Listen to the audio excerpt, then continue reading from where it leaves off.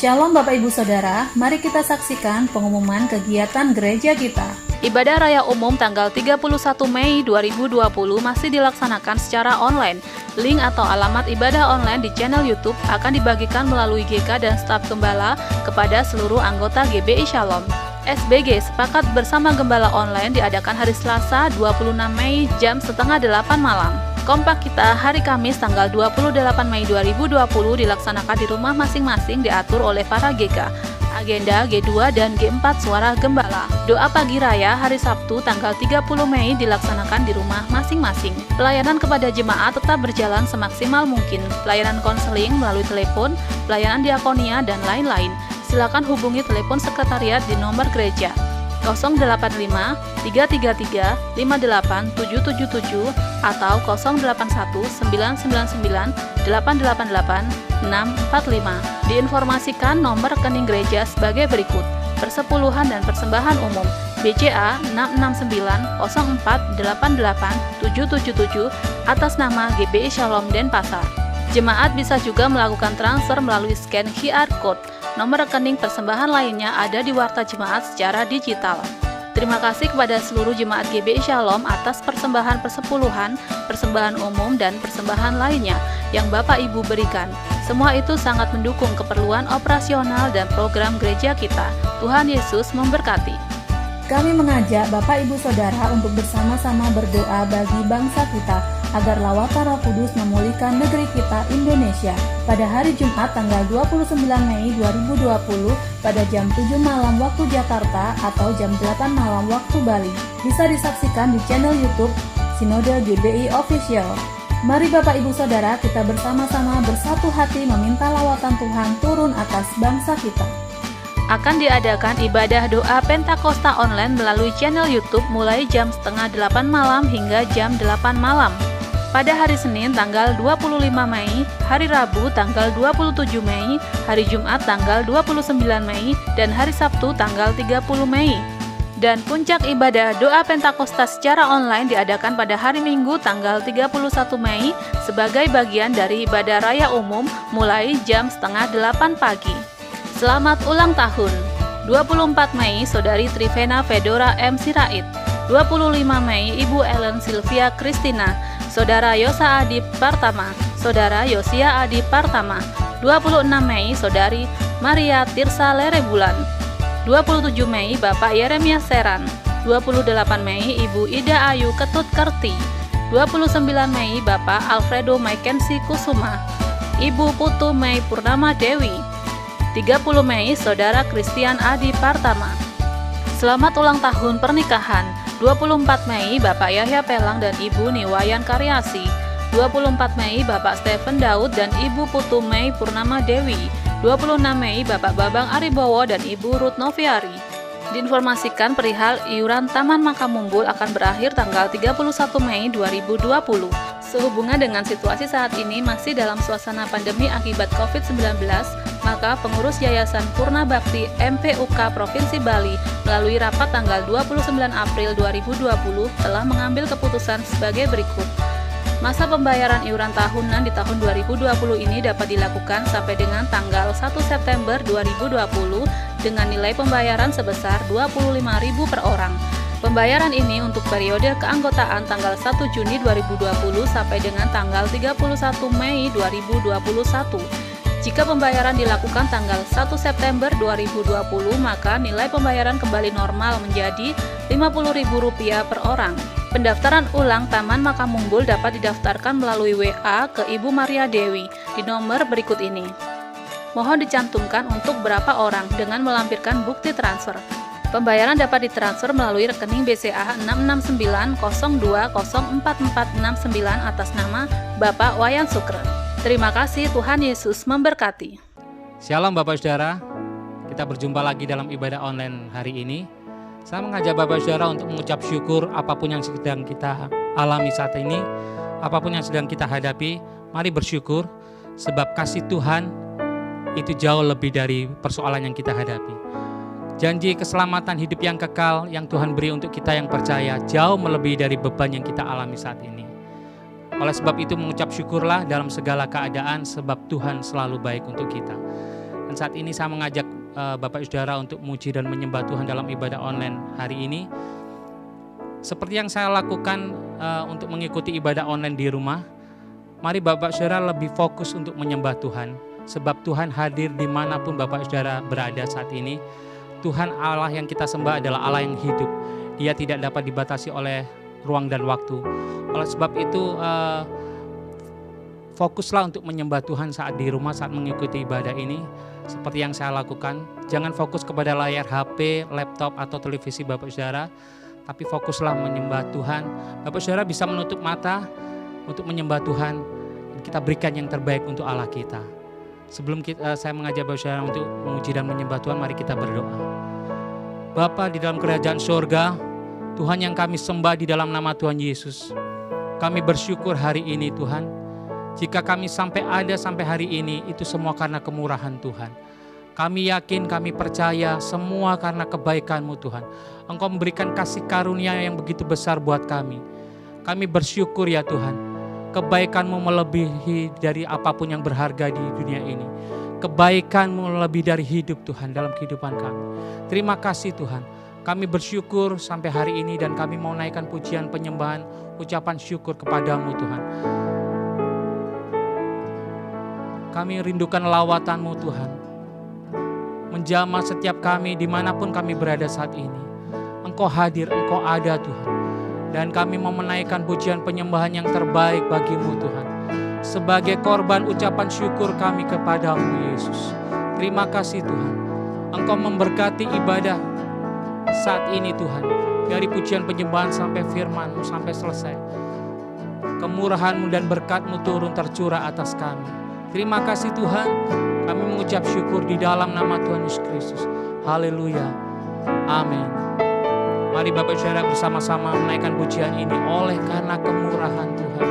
Oleh karena kemurahan Tuhan, ku ada sampai hari ini.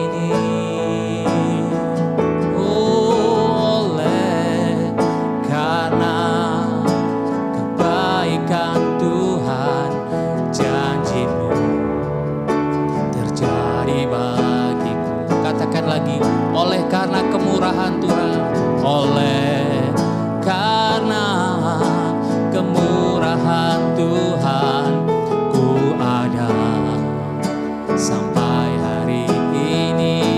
Terima kasih Tuhan, oleh karena kebaikan Tuhan, janji-Mu terjadi bagiku. Mari sama-sama memuji Tuhan.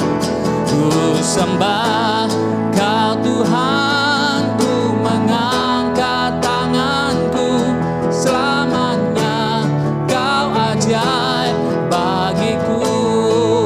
Ku sembah Kau Tuhan, ku sembah Kau Tuhan, ku mengangkat wajahku, selamanya Kau hebat bagiku.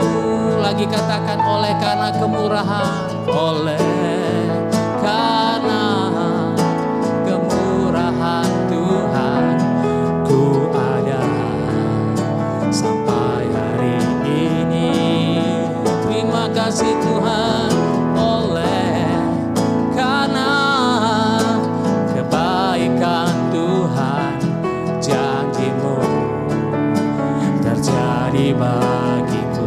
Mari sama-sama katakan, ku sembah Kau Tuhan, ku mengangkat tanganku, selamanya Kau ajaib bagiku.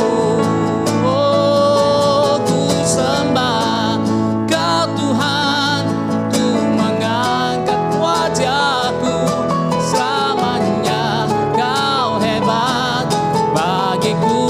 Ku sembah Kau Tuhan, ku sembah Kau Tuhan, ku mengangkat tanganku, selamanya Kau ajaib bagiku. Oh, ku sembah Kau Tuhan, ku mengangkat wajahku, selamanya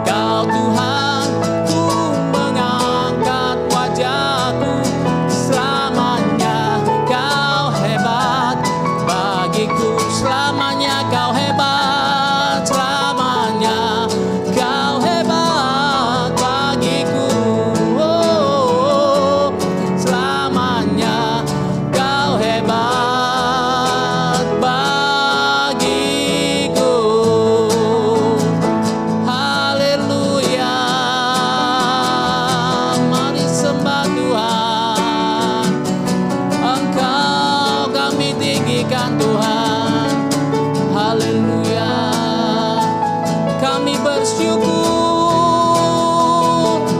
Kau Allahku yang hebat, Kau Allahku yang dahsyat. Haleluya. Oh, kami bersyukur Tuhan. Ku bersyukur buat keselamatan yang Kau berikan. Terima kasih Yesus. Terima kasih Yesus. Terima kasih Tuhan. Haleluya.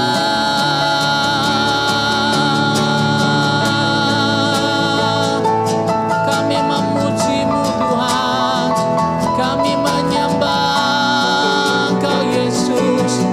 Ku tinggikan dengan senap hatiku. Haleluya. Haleluya.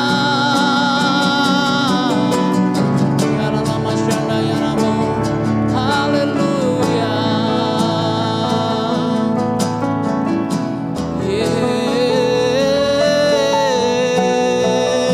Yesus, terimalah ucapan syukurku Tuhan.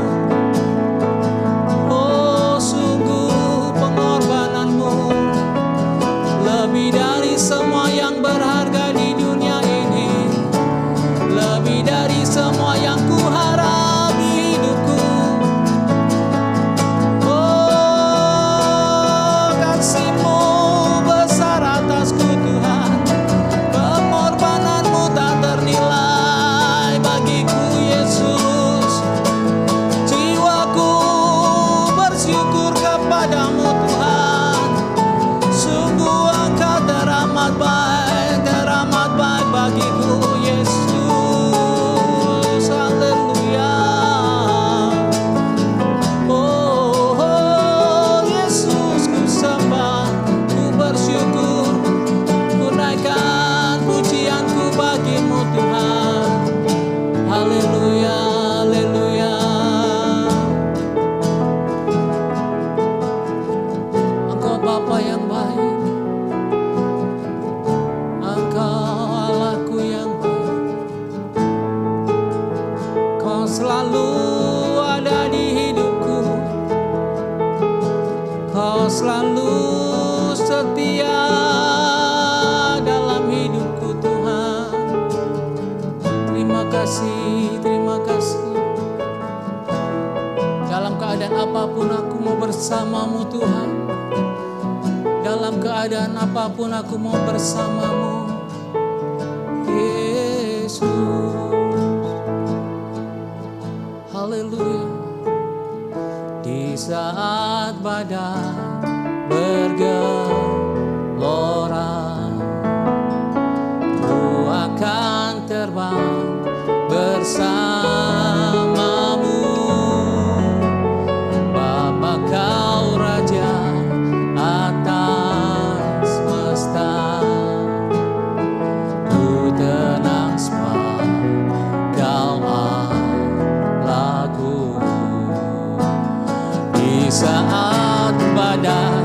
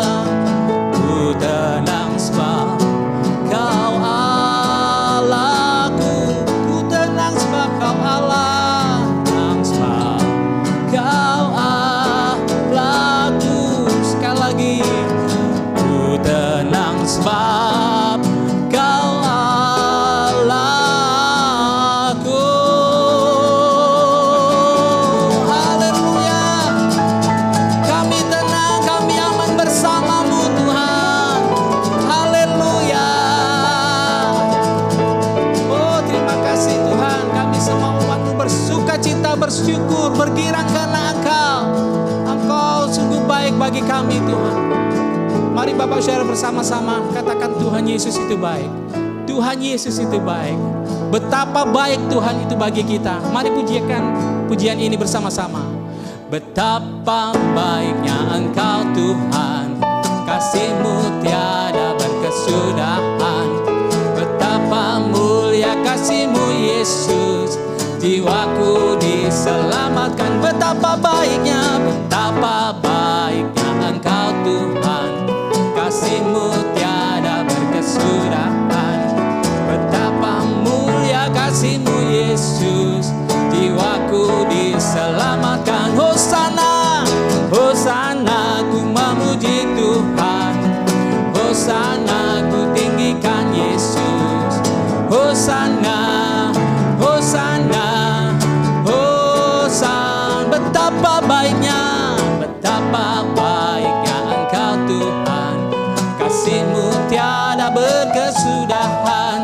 Betapa mulia kasih-Mu Yesus, jiwaku diselamatkan. Hosana, Hosana, ku memuji Tuhan. Hosana, ku tinggikan Yesus. Hosana, Hosana, Hosana, Hosana bagimu. Hosana, ku memuji Tuhan. Hosana, ku tinggikan Yesus.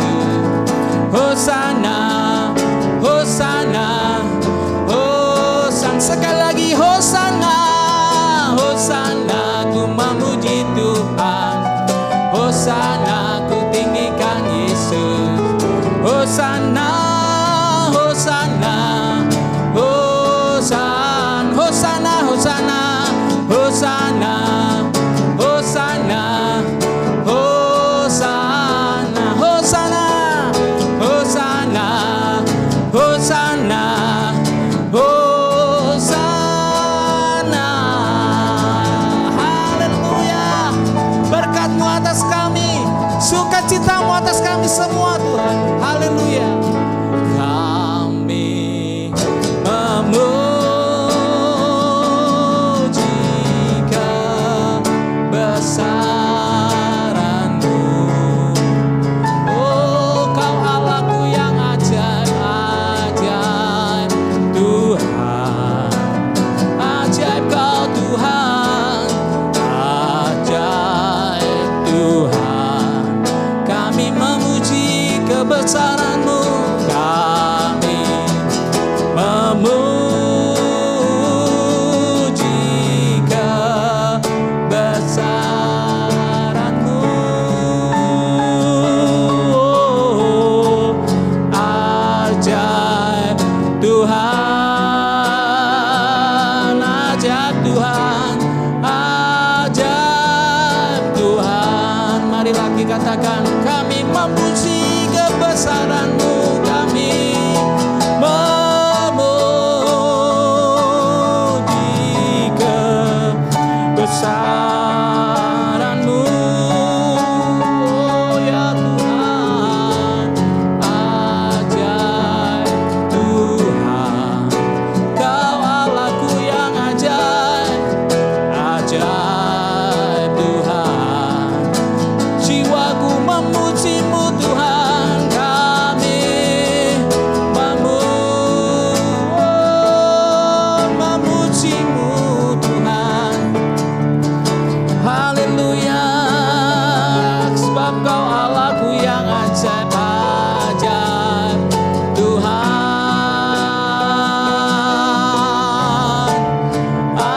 Ajaib Tuhan. Sekali lagi, kami memuji-Mu Tuhan. Kami memuji kebesaran-Mu. Mari naikkan pujian pengagungan. Ajaib Tuhan. Katakan ajaib Tuhan. Ajaib Tuhan. Mari katakan kami memuji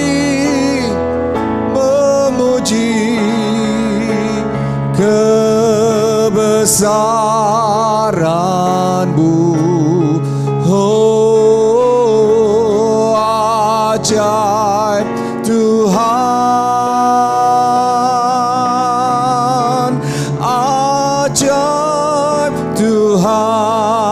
ajaib Tuhan,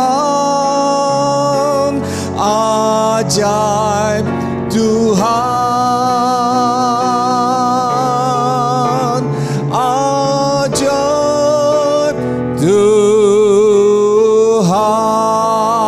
Sorak-sorai pujian pengagungan bagi Tuhan.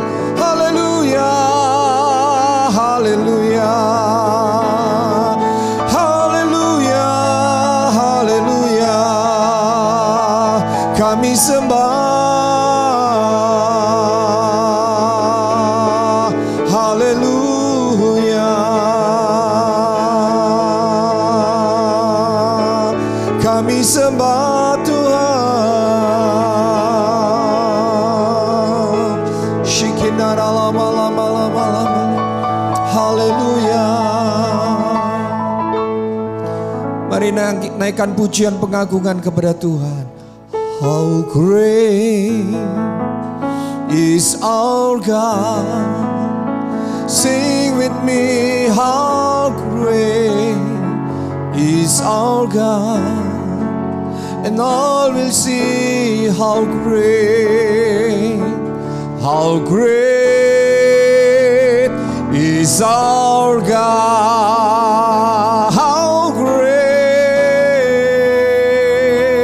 How great, we worship you, Lord, and praise your name.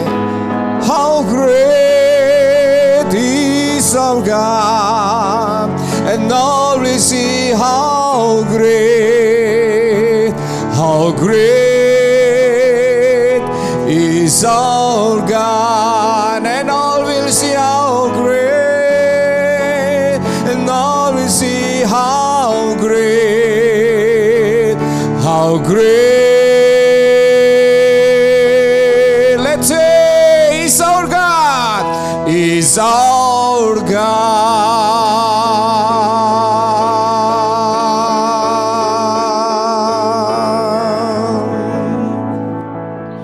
Let's pray, mari kita berdoa. Bapa, terima kasih urapan Roh Kudus kami rasakan. Engkau menjamah setiap hati, mengganti duka cita dengan sukacita, mengganti kelemahan tubuh dengan kesembuhan dan kesehatan, mengganti setiap persoalan masalah dengan berkat jalan keluar, pertolongan dan mujizat Tuhan. Terima kasih untuk hadirat Tuhan di mana kami ada, di rumah-rumah terutama ketika ibadah online ini kami ikuti. Sekarang Tuhan, kami juga mau memberikan hati kami, waktu kami yang terbaik untuk mendengarkan firman-Mu. Urapi hamba-Mu dalam segala keterbatasan hamba-Mu. Dalam satu nama Tuhan Yesus Kristus kami berdoa dan sambut berkat firman Tuhan. Haleluya, bersama katakan amin. Shalom. Puji Tuhan Bapak Ibu sekalian. Terima kasih untuk tim pemusik pemuji. Selamat pagi, siang, sore atau malam. Kita semua sudah memuji dan menyembah Tuhan dengan segenap hati. Sekarang waktunya Bapak Ibu, kita fokus kepada firman Tuhan. Bapak Ibu Saudara, di bulan Mei masih ada satu kali ibadah lagi, yaitu tanggal 31.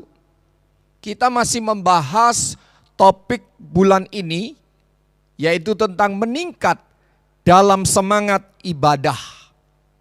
Meningkat dalam semangat ibadah. Nah, judul khotbah hari ini adalah agamawi. Apa Bapak Ibu? Ya, agamawi. Menurut Kamus Besar Bahasa Indonesia, agamawi itu berarti bersifat agama atau bersifat keagamaan. Kalau menurut definisi teologis secara kerohanian, agamawi itu adalah tindakan melaksanakan hukum Allah, tetapi hanya sebatas melaksanakan hukumnya saja, legalitasnya saja, tidak menyertakan atau tidak melibatkan hati. Bisa juga kita katakan bahwa perilaku agamawi adalah segala kegiatan atau perilaku keagamaan yang tidak membuat kita lebih mengasihi dan lebih dekat dengan Tuhan. Itulah agamawi dalam perspektif teologis. Bapak Ibu sekalian, apa arti kegiatan atau perilaku keagamaan? Tadi kan saya katakan bahwa segala kegiatan atau perilaku keagamaan yang tidak membuat kita lebih mengasihi dan lebih dekat kepada Tuhan, itulah agamawi. Nah sekarang kita mencoba memahami lebih komprehensif.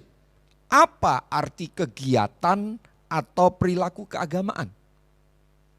Artinya adalah segala tindakan dalam bentuk perbuatan ataupun ucapan yang dilakukan seseorang berkaitan dengan ajaran agamanya, berkaitan dengan kebaktian atau ibadahnya, dan berkaitan dengan kepercayaannya kepada Tuhan.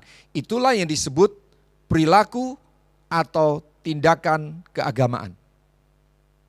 Nah, semua yang dilakukan itu sia-sia. Itulah yang disebut agamawi. Semua perbuatan yang berkaitan dengan kepercayaannya, berkaitan dengan agamanya, berkaitan dengan kebaktian atau ibadahnya, berkaitan dengan imannya kepada Tuhan, itulah yang disebut agamawi. Kalau tidak dilakukan dengan melibatkan hati, nilainya adalah sia-sia. Nah ini yang kita akan pelajari minggu ini tentang agamawi yang kita nanti kaitkan dengan semangat beribadah di bulan ini topiknya. Bapak Ibu sekalian, Tuhan Yesus pernah menegur atau mengkoreksi para ahli Taurat dan orang Farisi berkaitan dengan perilaku keagamaan mereka. Contoh, Matius 23 sebagai ayat pendahuluan, ayat 25 sampai dengan ayat 28. Matius pasal 23 ayat 25 sampai dengan 28. Saya akan bacakan. Demikian firman Allah. Celakalah kamu hai ahli-ahli Taurat dan orang-orang Farisi. Hai kamu orang-orang munafik. Sebab cawan dan pinggan kamu bersihkan sebelah luarnya, tetapi sebelah dalamnya penuh rampasan dan kerakusan. Hai orang Farisi yang buta, bersihkanlah dahulu sebelah dalam cawan itu, maka sebelah luarnya juga akan bersih. Ayat 27. Celakalah kamu, hai ahli-ahli Taurat dan orang-orang munafik. Sebab kamu sama seperti kuburan yang dilabur putih, yang sebelah luarnya memang bersih tampaknya, tetapi yang sebelah dalamnya penuh tulang belulang dan pelbagai jenis kotoran. Ayat 28. Demikian jugalah kamu, kata Tuhan Yesus kepada orang Farisi dan ahli Taurat. Di sebelah luar kamu tampak benar. Di sebelah luar penampilanmu nampak dilihat orang baik atau benar di mata orang. Tetapi di sebelah dalam kamu penuh kemunafikan dan kedurjanaan. Intinya Bapak Ibu, semua tindakan atau perilaku keagamaan para ahli Taurat dan orang Farisi tidak cocok atau tidak sesuai dengan apa yang Tuhan harapkan. Sebab hasil dari tindakan atau perilaku keagamaan mereka, hasilnya adalah kemunafikan. Nah inilah yang kita akan bahas yang berkaitan dengan judul khotbah agamawi dan berkaitan dengan topik semangat beribadah di bulan ini. Bapak Ibu sekalian, pertanyaannya, apa bahayanya tindakan agamawi itu? Apa bahayanya? Mari kita pelajari lebih jauh. Mari kita membaca nats utama. 2 Timotius pasal 3. 2 Timotius pasal 3 ayat 1 sampai dengan ayat yang kelima. 2 Timotius pasal 3 ayat 1 sampai dengan ayat yang kelima. Mari Bapak Ibu, buka Alkitab Anda. Walaupun di layar ada juga ayat yang tampil seyogianya Anda juga membuka Alkitab. 2 Timotius pasal 3 ayat 1 sampai 5. Demikian. Ketahuilah bahwa pada hari-hari terakhir akan datang masa yang sukar. Manusia akan mencintai dirinya sendiri dan menjadi hamba uang. Mereka akan membual dan menyombongkan diri. Mereka akan menjadi penfitnah. Mereka akan berontak terhadap orang tua dan tidak tahu berterima kasih.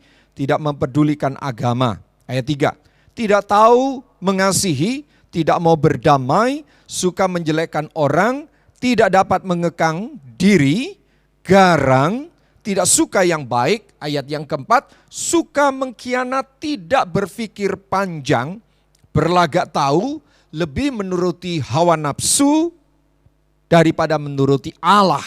Ayat 5. Secara lahiriah mereka menjalankan ibadah mereka.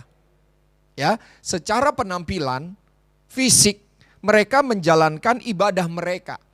Tetapi kata Alkitab, pada hakikatnya, pada intinya, mereka memungkiri kekuatan ibadah atau kekuatannya.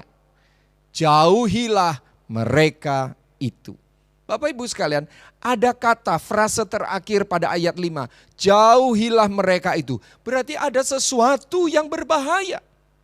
Kalau tadi kita bertanya apa bahayanya, mari kita akan pelajari dan mendapat jawabannya pada nats utama yang saya akan uraikan pada hari ini. Bapak Ibu Saudara, Rasul Paulus dipakai Tuhan untuk menyingkapkan satu keadaan yang akan terjadi menjelang kedatangan Tuhan Yesus yang kedua kali. Di antara keadaan yang akan terjadi itu, salah satunya adalah manusia beragama yang menjalankan ibadah, tetapi memungkiri kekuatan atau kuasa ibadah itu. Inilah agamawi yang sangat-sangat nyata.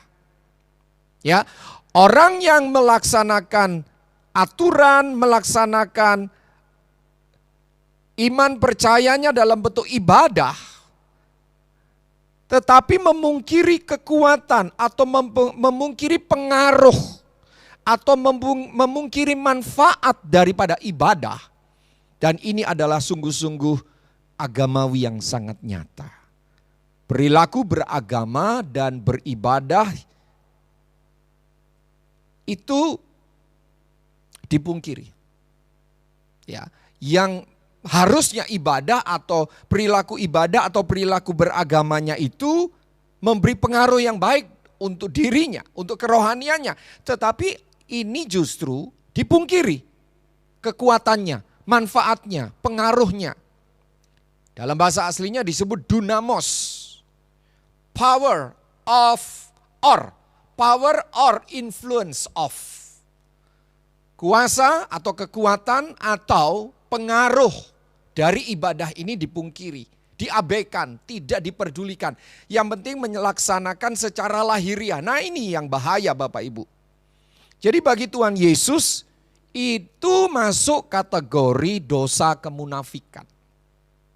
Ya, memungkiri kekuatan ibadah, pengaruh ibadah, manfaat ibadah yang bentuk nyatanya adalah nanti kita akan bedah lebih dalam, yaitu ciri-ciri manusia beragama di akhir zaman. Dan ini adalah nyata-nyata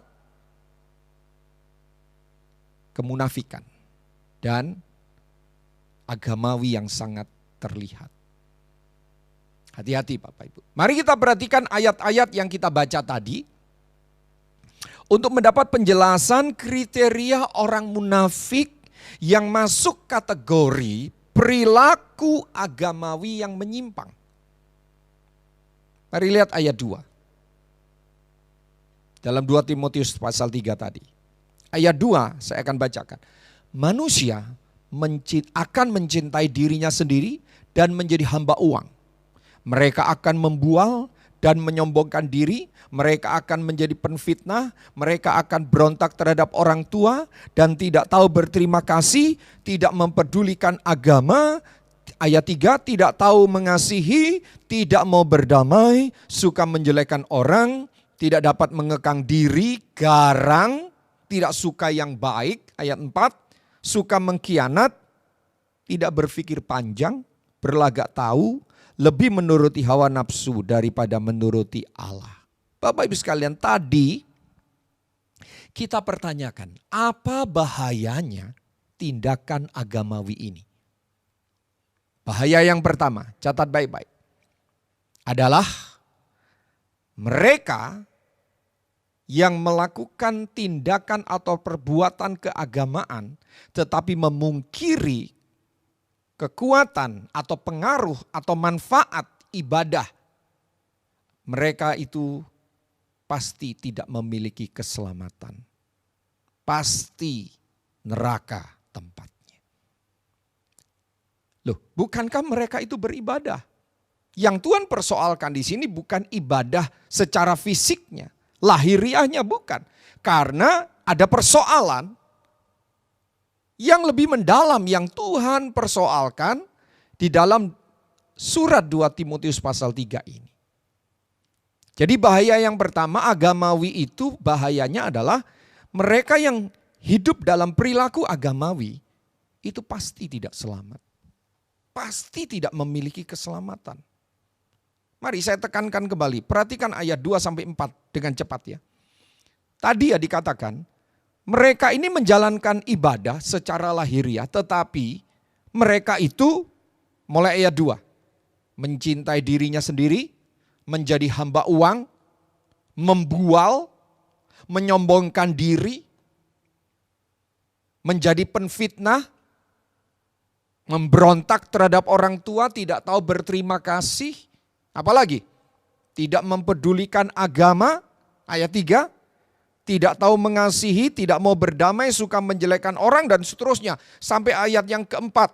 Berlagak tahu lebih menuruti hawa nafsu daripada menuruti Allah. Nah, Bapak Ibu, kalau kita menemukan orang yang beribadah dengan ciri moral atau karakter atau tingkah laku seperti ayat 2 sampai dengan ayat 4, pastilah kita akan menganggap orang seperti itu apa? Orang seperti itu kita akan bilang itu enggak patut disebut umat beragama. Betul kan? Ya, menjalankan aturan agama bahkan beribadah, menyatakan percayanya kepada Tuhan, tetapi perilakunya tidak cocok. Mencintai dirinya sendiri, cinta akan uang, menuruti hawa nafsu daripada menuruti Allah, memberontak, tidak mengasihi dan lain sebagainya. Nah, kalau kita ketemu dengan orang seperti itu menjalankan ibadah, mengaku percaya kepada Tuhan, tetapi tidak melakukan apa yang Tuhan kehendaki secara hakikat, mereka itu adalah orang-orang yang patut disebut tidak beragama. Bahaya Bapak Ibu. Kita pun akan syak, kita pun akan tersandung. Betul tidak? Kita pun akan heran ya, andai kata kita menemukan rekan kita segereja, dia aktif beribadah bahkan bisa mewujudkan iman percayanya kepada Tuhan Yesus, tapi hari-harinya perilakunya seperti ayat 2 sampai dengan ayat 4 dalam surat 2 Timotius ini. Kita akan berkata aneh ini orang. Kita akan syak, bahkan mungkin banyak yang tersandung. Kita bisa ngomong, kok bisa ya rajin beribadah tapi moral dan karakternya bobrok. Ini ada pada ayat 2 sampai dengan ayat 4. Mereka menjalankan ibadah. Inilah agamawi. Ini bahaya pertama Bapak Ibu. Bahaya pertama dari orang yang berperilaku agamawi yang menyimpang. Contoh konkretnya seperti pada ayat pendahuluan tadi. Yaitu pada orang Farisi dan ahli Taurat. Mereka pasti tidak memiliki keselamatan. Pasti tempatnya adalah neraka. Tidak ada keselamatan. Nanti kita akan sampai pada contoh perilaku agamawi yang lainnya dari orang Farisi dan ahli Taurat yang diungkap oleh Tuhan Yesus. Moral dan karakter orang yang memiliki perilaku agamawi ini sangat buruk. Tetapi mereka menjalankan hukum agama, ajaran Kristen, dan tetap beribadah. Namun di sisi lain karakternya buruk dan bobrok. Itulah agamawi. Saya tidak mengatakan tentang siapapun, tapi saya sedang mengatakan ini firman Tuhan. Biar ini menjadi alat koreksi, cermin, reflektor buat kita, saya dan saudara. Jadi bahaya yang pertama adalah orang yang hidup dalam perilaku agamawi yang menyimpang, ini pasti tidak selamat, tidak punya keselamatan, pasti binasa. Bahaya yang kedua apa? Bahaya yang kedua dari perilaku agamawi adalah perilaku ini bisa merusak orang lain, bukan cuma dirinya. Makanya ayat yang kelima dalam surah 2 Timotius pasal 3 di nats utama kita itu, pada frase yang terakhir dikatakan jauhilah mereka itu. Kenapa? Karena ini merusak Bapak Ibu. Orang yang berperilaku agamawi bukan hanya merusak hidupnya, tetapi merusak orang lain. Ini menular.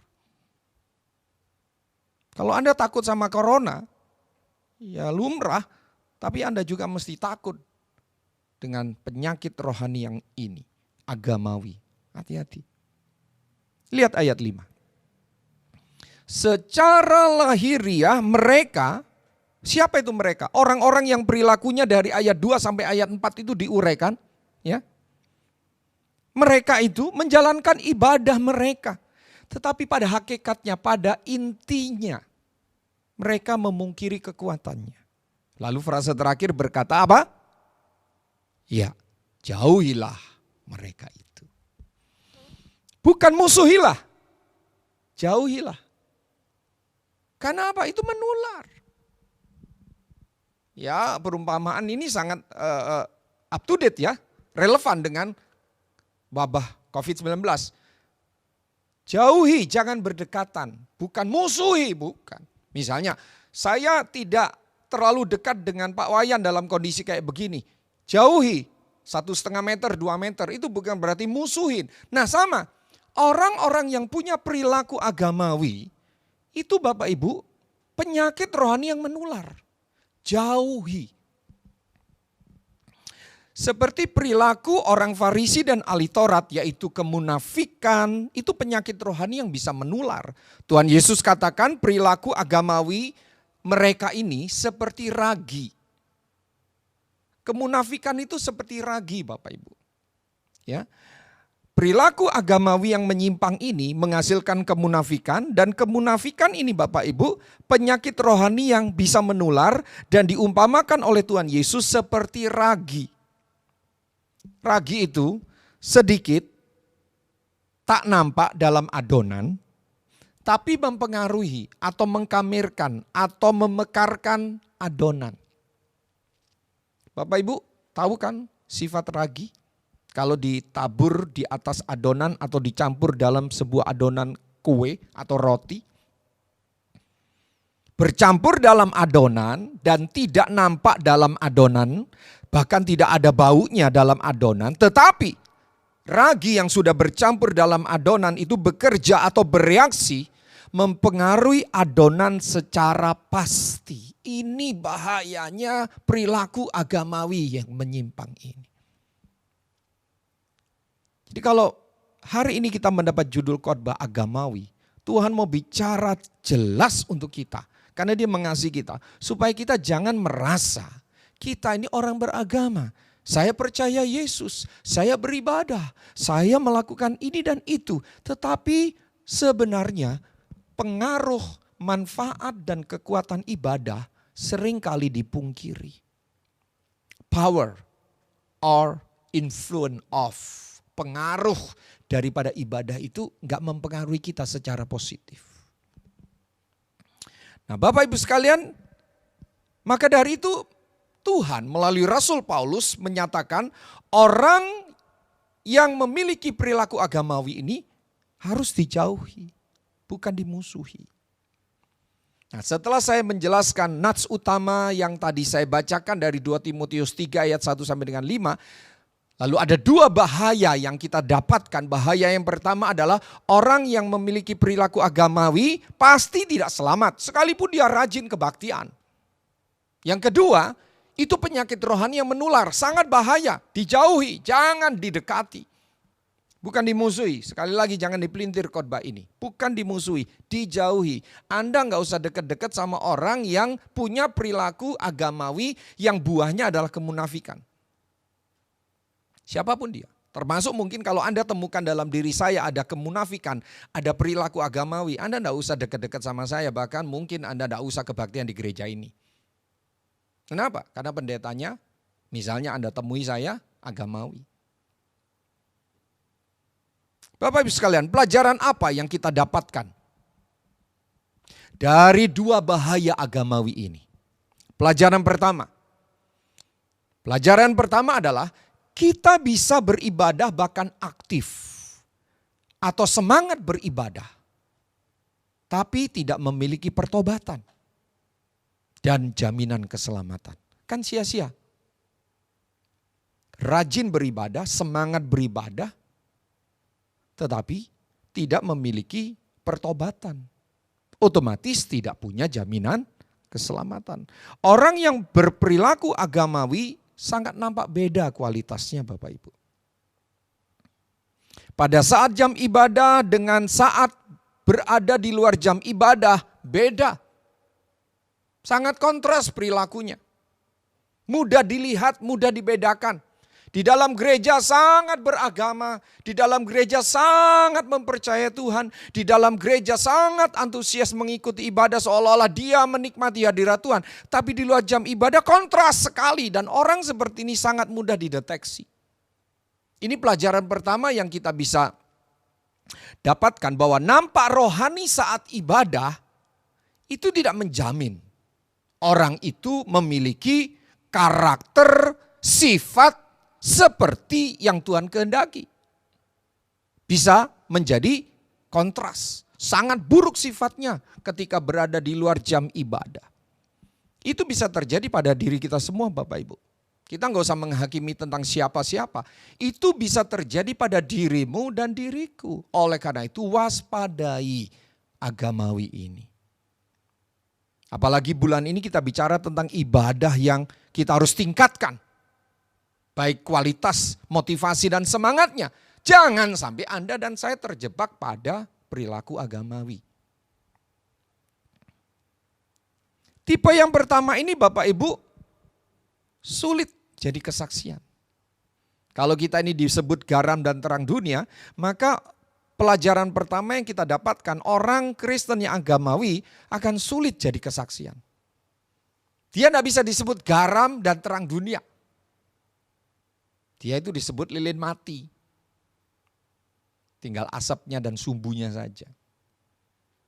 Nggak bisa jadi kesaksian. Kenapa? Karena orang jelas melihat di gereja dengan di luar gereja, pada jam ibadah dengan di luar jam ibadah beda sekali. Itu tadi ayat 2, 3, 4. Ayat 5 ditegaskan, orang-orang yang berperilaku buruk dari 2, 3, dan 4 itu melakukan ibadah tetapi memungkiri ibadah mereka.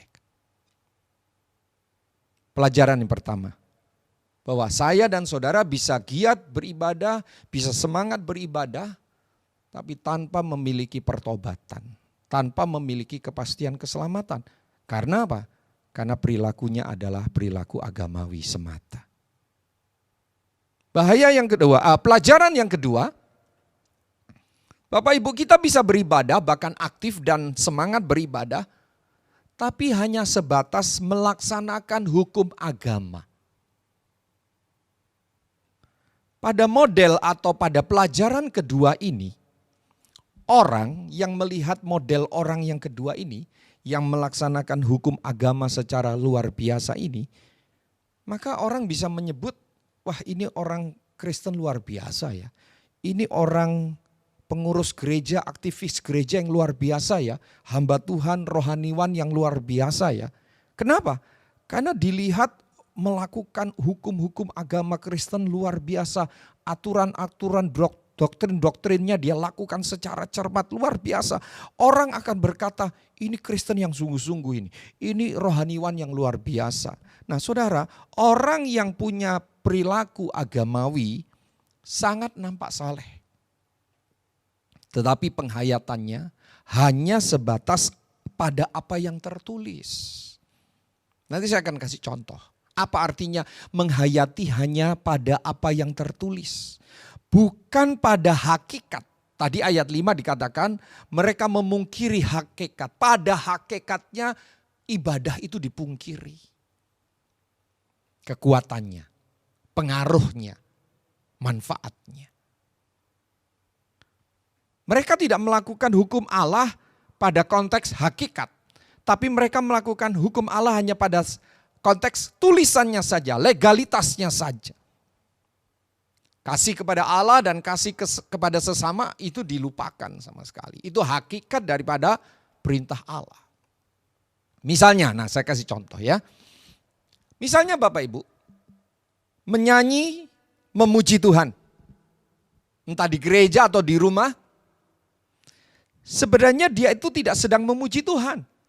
Dia itu sedang menyanyi. Bisa paham bedanya? Ya. Siapapun bisa nyanyi lagu rohani kan? Ya, enggak harus jadi Kristen kan? Ya, tetapi dia hatinya tidak memuji Tuhan. Nah, Anda dan saya bisa terjebak pada perilaku seperti ini. Kita nyanyi lagu rohani di gereja ibadah online tadi, Pak Yesi pimpin kita pujian penyembahan. Tapi siapa tahu Anda cuma nyanyi karena suka nyanyi. Tidak memuji Tuhan dengan hati. Apalagi menginjil misalnya. Sebenarnya dia itu tidak mengasihi jiwa-jiwa. Dan dia tidak punya pikiran bagaimana memuliakan Tuhan lewat kesaksian hidupnya. Hanya senang saja mendapatkan orang bisa jadi pengikut kepercayaannya. Bisa membuat orang menjadi pengikut agamanya. Ya sebatas senang saja. Dan itu Tuhan Yesus katakan loh, saya tidak menyindir siapa-siapa. Itu yang Tuhan Yesus katakan, mari buka Matius 23 ayat 15. Matius 23 ayat 15. Ya, Tuhan bilang begini, Matius 23 ayat 15, demikian firman Allah, celakalah kamu hai ahli-ahli Taurat dan orang-orang Farisi. Ya perhatikan, hai kamu orang-orang munafik, sebab kamu mengarungi lautan dan menjelajah daratan untuk mentobatkan satu orang saja menjadi penganut agamamu. Dan sesudah ia bertobat, kamu menjadikan dia orang neraka yang 2 kali lebih jahat daripada kamu sendiri. Ada bukan ayatnya? Ada. Jadi contoh yang pertama tadi menyanyi memuji Tuhan. Dia bisa menyanyi memuji Tuhan tapi sebenarnya bukan memuji Tuhan, cuma menyanyi. Contoh yang kedua menginjil. Dia bukan menginjil karena mengasihi jiwa-jiwa dan ingin memuliakan Tuhan. Bukan. Karena dia menikmati orang bisa menjadi penganut agamanya. Penganut kepercayaannya. Dan ini contohnya pada ahli Taurat dan orang Farisi. Contoh yang lain apa? Memberi bantuan kepada sesama. Sesungguhnya hanya untuk memuaskan sisi moralismenya saja. Untuk mendapatkan peneguhan bahwa dia adalah seorang yang bermoral. Agar dia nampak ada perbuatan-perbuatan baik. Tapi sama sekali tidak terkoneksi dengan rasa hormat kepada Tuhan. Tidak terkoneksi dengan hati yang mengasihi Tuhan. Ini juga contoh perilaku agamawi. Yang lain apa Bapak Ibu? Memberi persembahan atau persepuluhan. Ya. Anda bisa memberi persembahan untuk pekerjaan Tuhan, Anda bisa mengembalikan persepuluhan. Dan saya berharap itu dengan hati yang tulus, penuh rasa syukur, pengakuan bahwa ini datang dari Tuhan. Tetapi tidak sedikit Bapak Ibu memberikan persembahan dan mengembalikan persepuluhan tanpa rasa hormat dan pengakuan bahwa ini semua datang dari Tuhan dan milik Tuhan. Dan Tuhan yang berperan memberkatiku. Kalau ini tidak ada dalam diri kita, itu namanya hakikat dan legalitasnya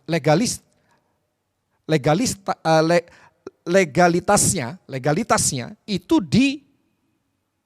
dipisahkan. Hakikat dan legalitasnya tidak dilakukan bersama-sama. Hakikat itu inti daripada hukum. Tidak dilakukan bersama-sama. Ini bahaya. Saya membawa persembahan, saya mengembalikan persepuluhan, ada legalitasnya di situ. Hukumnya saya lakukan. Tapi hakikatnya harus disertakan. Apa itu? Hati yang bersyukur, yang mengasihi Tuhan. Nah ini supaya kita tidak terjebak pada perilaku agamawi. Itu. Ya apa artinya? Anda bersilang kata satu sama lain, ya sudah akhirnya bawa persembahan. Ya sudah akhirnya kembalikan persepuluhan. Tapi mengembalikan persepuluhan, membawa persembahan tidak dengan sepenuh hati. Bahkan mungkin ya sudahlah supaya kelihatan kembalikan persepuluhan. Ya kasih sebisanya secukupnya adalah supaya gereja senang. Maaf ya, saya tidak menyinggung siapapun. Jangan marah. Ini Alkitab ajarkan. Supaya kita terhindar dari perilaku agamawi. Bapak Ibu sekalian. Bahkan Tuhan Yesus memberikan gambaran kepada pelajaran kedua tentang bahayanya bahwa orang-orang yang melakukan praktek agamawi ini mereka bisa semangat beribadah, mereka bisa antusias beribadah ya Bapak Ibu sekalian, tetapi hanya sebatas melaksanakan hukum. Dan ini orang-orang yang punya penyakit rohani yang berbahaya. Itu digambarkan seperti apa? Seperti kuburan yang dilabur putih. Kata Tuhan Yesus, dalamnya penuh tulang belulang. Perilaku yang tidak bermoral dan perilaku yang buruk di dalam pelajaran kedua ini tidak serta-merta kelihatan, tidak serta-merta nampak. Karena tertutupi dengan luar biasanya orang ini ya mentaati hukum agama. Nah, tipe orang kedua ini Bapak Ibu mudah bersaksi karena dia menguasai hukum agama, dia mempraktekkan ibadah dan perilaku keagamaannya kelihatan, tetapi sesungguhnya itu di dalam hatinya dia sama sekali tidak terkoneksi dengan Tuhan. Ini adalah pelajaran kedua. Saya sampai pada bagian penutup. Bapak Ibu Saudara, mari buka Matius 15 ayat 9. Matius pasal 15 ayat 9. Sudah ketemu? Saya akan bacakan. Demikian firman Allah.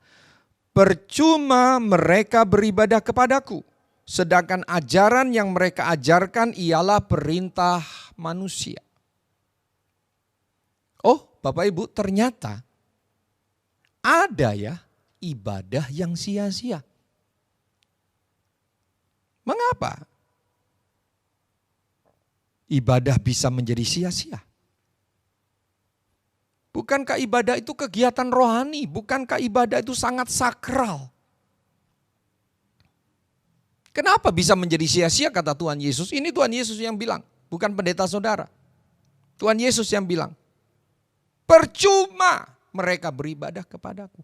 Kenapa menjadi bisa percuma? Karena Bapak Ibu, karena lihat ayat 8. Apa ayat 8? Ayat 8 bilang, bangsa ini atau orang ini, kalau saya spesifikkan orang, memuliakan aku dengan bibirnya. Ini yang disebut legalitas. Padahal hatinya jauh daripadaku. Itu disebut hakikat. Ya. Jadi saya dan saudara jangan cuma melakukan hukumnya, tetapi lakukan inti daripada hukum itu. Apa itu? Mengasihi Tuhan dan mengasihi sesama. Di bagian penutup ini ada ayat referensi yang sangat bagus Anda baca nanti setelah ibadah ini selesai. 1 Korintus 13 tentang kasih. Bagus sekali. Kalau tidak salah tadi malam ayat untuk mezbah keluarga tentang ini. Tentang 1 Korintus 13 ini. Mezbah keluarga kemarin malam. Kemarin malam. Mezbah keluarga hari Selasa malam. Hari Selasa malam. Itu bicara tentang 1 Korintus 13. Apa artinya? Aku bisa bahkan memberikan tubuhku untuk agama, untuk dibakar. Bahkan aku bisa membagi-bagi banyak hal, banyak harta. Tapi gak punya kasih, gak ada gunanya kata Tuhan. Inilah bahayanya agamawi. Jadi Bapak Ibu sekalian, evaluasilah semangat dan motivasi ibadah kita. Bulan ini khususnya lewat firman Tuhan. Dan secara lebih luas, evaluasi dan koreksi semangat dan motivasi kekristenan kita. Jangan kita masuk dalam kategori agamawi yang menyimpang. Ya, agamawi yang menyimpang ini buahnya kemunafikan. Bahaya yang pertama adalah orang seperti itu pasti tidak selamat. Bahaya yang kedua, itu penyakit yang menular, harus dijauhi. Pelajaran yang kita dapatkan adalah saya dan saudara bisa tetap nampak ibadah, semangat ibadah, tetapi kita tidak punya kepastian keselamatan, tidak ada pertobatan. Yang kedua adalah, pelajaran kedua adalah kita hanya bisa menjadi pelaku-pelaku hukum saja tanpa melibatkan kesungguhan hati mengasihi Tuhan dan sesama kita. Dan saya berdoa buat kita semua, jangan sampai kita terjebak pada perilaku agamawi yang dalam pengertian melakukan segala kegiatan atau melakukan aktivitas keagamaan tetapi tidak membuat kita lebih mengasihi dan lebih dekat dengan Tuhan. Ini yang harus kita waspadai. Mari tundukkan kepala. Saya mengajak saudara sambut firman Tuhan ini dengan lagu Ini Hatiku. Bawa kepada Tuhan hatimu dan hatiku. Jadilah penyembah, bukan hanya pelaku ibadah, kegiatan agama. Nyatakan itu kepada Tuhan. Naikkan pujian ini. Ini hatiku menyembahmu, tulus dan kagum padamu Yesus. Ini hatiku tak sempurna, perlu campur tanganmu dalam hidupku. Lagi katakan, ini hatiku. Ini hatiku menyembahmu, tulus dan kagum padamu Yesus.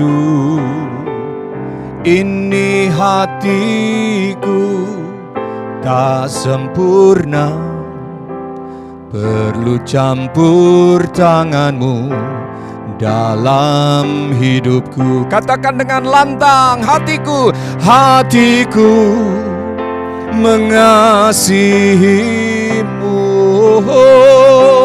Hatiku mengasihimu. Hatiku ingin mengenalmu, ingin mengertimu. Tuhan kau lihat, Tuhan kau lihat isi hatiku, hatiku, hatiku mengasihi. Mari Tuhan bicara buat kami hari ini. Hatiku mengasihi. Kami tidak mau terjebak pada perilaku agamawi. Ingin mengenalmu, ingin mengertimu. Tuhan kau lihat isi hatiku. Biarkan musik mengalun lembut. Tuhan bicara kepada saudara, tapi juga kepada saya. Ini tidak tentang siapa yang akan dihakimi, tapi ini bicara tentang siapa yang mau buka hati. Kalau saudara selama ini merasa beribadah, baik secara online maupun offline, mari evaluasi, termasuk saya juga.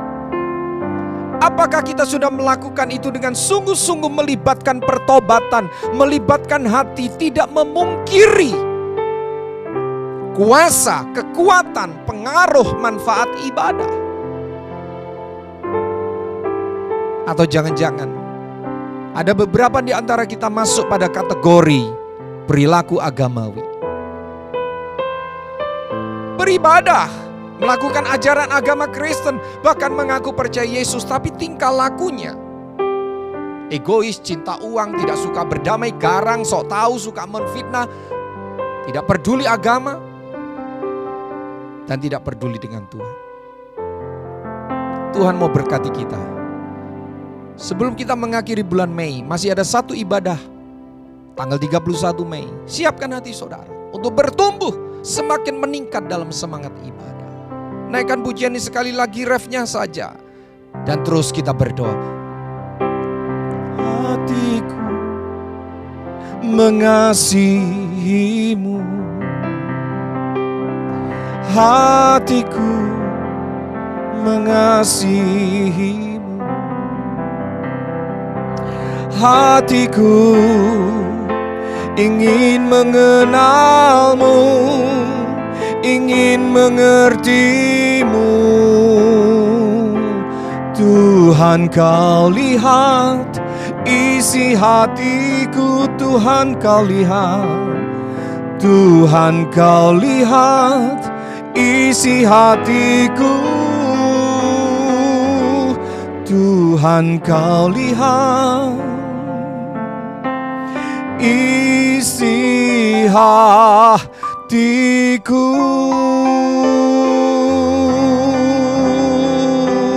Mari kita berdoa.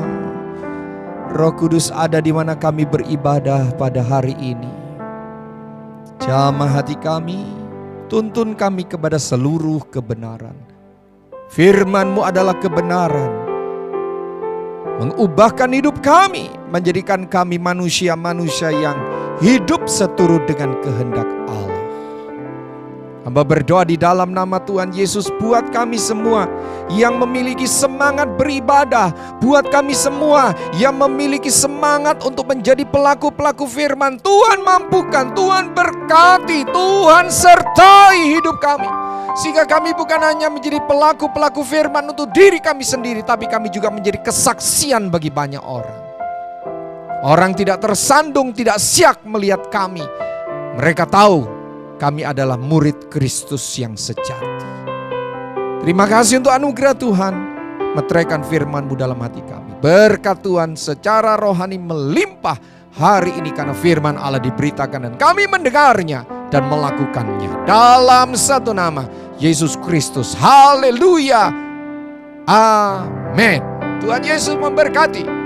Bapak Ibu Saudara, sebentar kita akan berdoa untuk persembahan dan sekaligus berdoa syafaat. Pak Wayan akan pimpin kita dalam doa persembahan dan doa syafaat.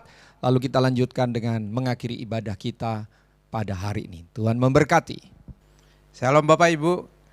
Waktunya kita menabur, dan orang yang menabur pasti akan menuai. Dan Tuhan akan melipat gandakannya. Mari kita berdoa bersama-sama.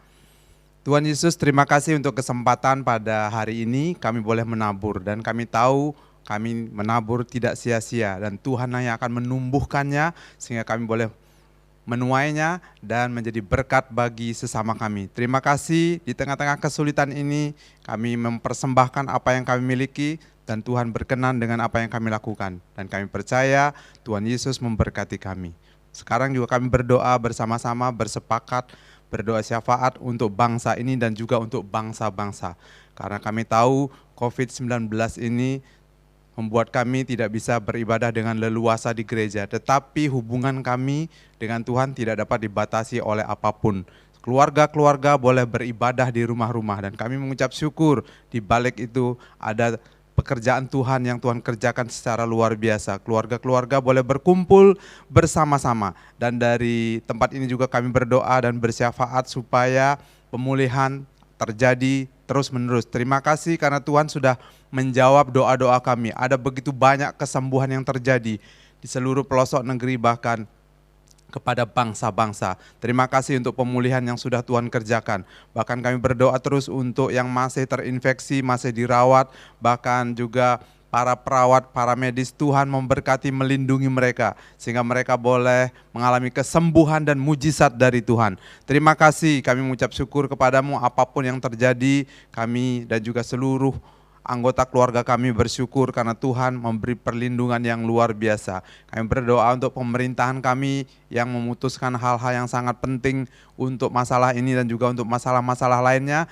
Tuhan memberi hikmat dan pengurapan, mulai dari Bapak Presiden, wakilnya, para menteri, dan pemerintahan daerah kami juga diberkati semuanya, sehingga kami boleh menikmati kehidupan bersama-sama dengan Engkau. Terima kasih juga kami persembahkan kepadamu supaya seluruh masyarakat yang ada boleh taat dengan peraturan yang ada, dan kami sangat percaya dengan demikian maka akan terselesaikan penularan dari COVID ini dan kami boleh hidup seperti biasanya. Terima kasih untuk anugerah-Mu yang besar. Tuhan mendengar dan menjawab doa-doa kami. Terjadi begitu banyak mujizat dan kesaksian, dan itu meninggikan nama Tuhan Yesus. Terpujilah Engkau. Ini doa kami, syafaat kami untuk bangsa dan untuk bangsa-bangsa supaya mengalami perjumpaan dengan Tuhan. Terpujilah Engkau.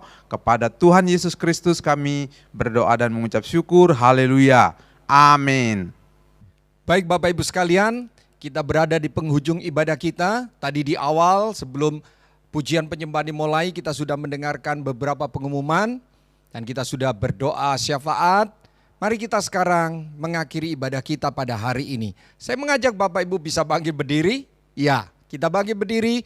Mari kita berdoa dan kita akan mengakhiri ibadah kita dan akan menerima berkat Tuhan. Mari kita tundukkan kepala. Tuhan Yesus, kami bersyukur untuk anugerah Tuhan.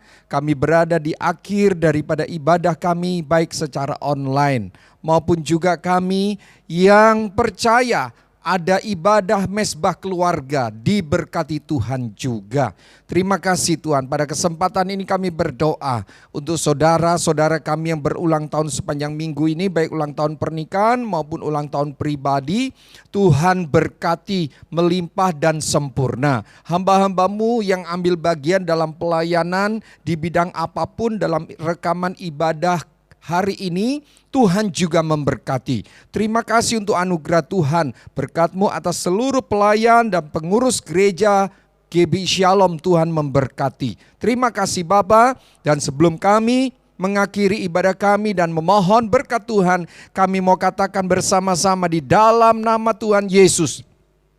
Kami yang sakit disembuhkan, kami yang sedang mengalami pergumulan kelemahan tubuh diberikan kesehatan. Tubuhku sehat, aku mengalami kesembuhan ilahi. Segala sakit penyakit dihancurkan, saya terima kesembuhan. Terima kasih Tuhan. Berdoa juga untuk rumah tangga pernikahan jemaat GB Shalom. Semakin dipulihkan, semakin harmonis. Relasi orang tua dan anak, suami istri semakin indah. Nama Tuhan dipermuliakan. Hamba berdoa juga untuk usaha, toko, warung, bisnis, apapun yang dikerjakan oleh anak-anak-Mu yang berkenan kepada Tuhan. Diberkati oleh Tuhan. Tuhan tolong dan buka jalan, tambahkan kreativitas di masa-masa orang-orang berkata ini adalah masa yang sulit. Tetapi bila Tuhan mampukan umat-Mu boleh mendapatkan kreativitas yang baik untuk mendapatkan penghasilan yang Tuhan berikan. Terima kasih Bapa, kami bersyukur anugerah Tuhan limpah atas kami. Bapak Ibu sekalian, mari arahkan hatimu kepada Bapa yang baik. Angkat kedua tanganmu dan dengarkan firman Allah. Sungguh hatinya melekat kepadaku, maka aku akan meluputkannya. Aku akan membentenginya, sebab ia mengenal namaku. Bila ia berseru kepadaku, aku akan menjawab. Aku akan menyertai dia dalam kesesakan. Aku akan meluputkannya dan memuliakannya.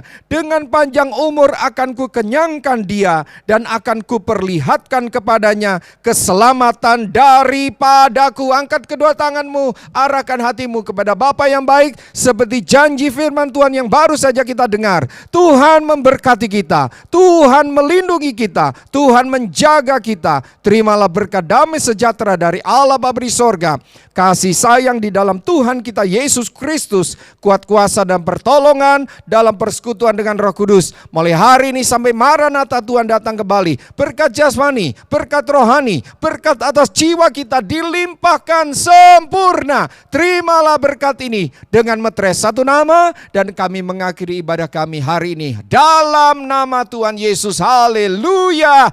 Amin. Tuhan Yesus memberkati. Haleluya, selamat hari Minggu Bapak Saudara. Tuhan Yesus memberkati kita semuanya. Kiri kananku ada Tuhan. Ku Ku selalu memandang Tuhan, ku selalu memuji Dia.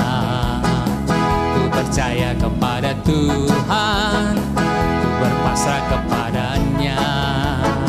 Siang malam ku ingat Tuhan, karena Tuhan pelindungku. Dengan Dia ku takkan gentar menghadapi semua musuh. Kiri kananku ada Tuhan, sekelilingku ada Tuhan, dalam hidupku ada Tuhan. Yesus selalu bersamaku. Kiri kananku ada Tuhan, sekelilingku ada Tuhan, dalam hidupku ada Tuhan. Yesus selalu bersamaku. Dalam hidupku ada Tuhan. Yesus selalu bersamaku.